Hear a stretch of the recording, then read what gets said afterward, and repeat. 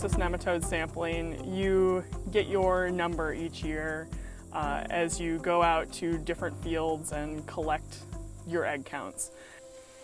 How do you take your soil samples? Do you go out and select a field and just sample everywhere, or do you actually have a system by which you're sampling? When we're testing for soybean cyst nematode, we're trying to test at the same time when we're pulling fertility samples, just for simplicity's sake.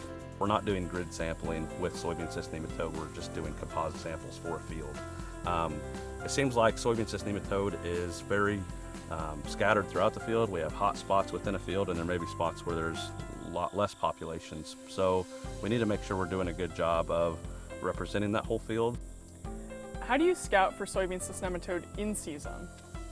It is something that we try to keep an eye on throughout the season. So as we're out looking at fields to see, do we need to be making a herbicide application, or do we need to be making an insecticide application? We're pulling up plants, we're evaluating roots.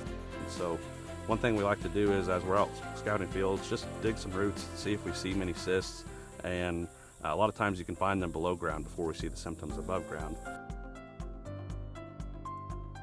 How do you utilize historical data to be able to build management strategies around soybean cyst nematode? I think the biggest thing is to make sure that if we try a new practice, that we are collecting the data to see, did we decrease or did we at least maintain the soybean cyst population? So I think we've come to realize that we're never going to completely eliminate soybean cyst nematode from the soil, but we can certainly do things to help keep them from reproducing and keep those numbers from growing. So when we look back at historical data, we've seen a lot of our test results come back with over 100,000 eggs per 100 cc's of soil.